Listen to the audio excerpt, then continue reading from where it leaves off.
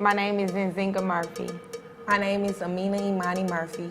We are 18 years old, We graduated from North Atlanta High School. and we attend Howard University.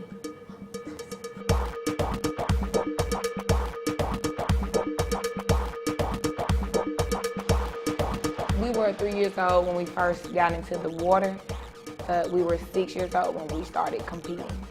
We never did say, "Mommy, we want to compete." It was just a thing to do because our older siblings, they were competitive swimmers. You know how it's mandatory to come into the house with straight A's? It was mandatory to be competitive swimmers. And our mother used to bring us to the pool and take us home. It was like, So our sophomore year, we got more serious and we started coming to the pool 5 times a week at the most.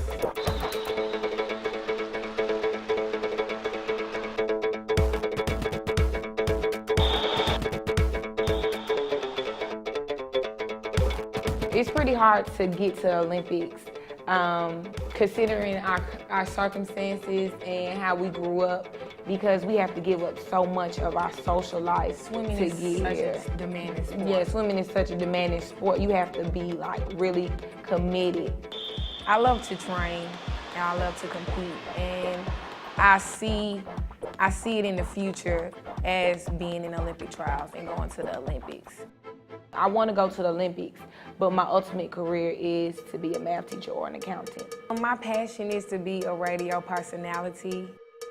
When I'm at the swim meet, when we first walk in, our main focus is to think about what we're going to do in the water and to prepare mentally, because swimming is not only your physical abilities, but your mental abilities also.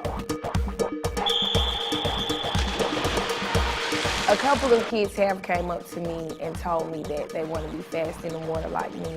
And some parents always tell their kids, look at her, she's doing, what she's supposed to do. I would give the same advice as I would before: practice, practice, practice.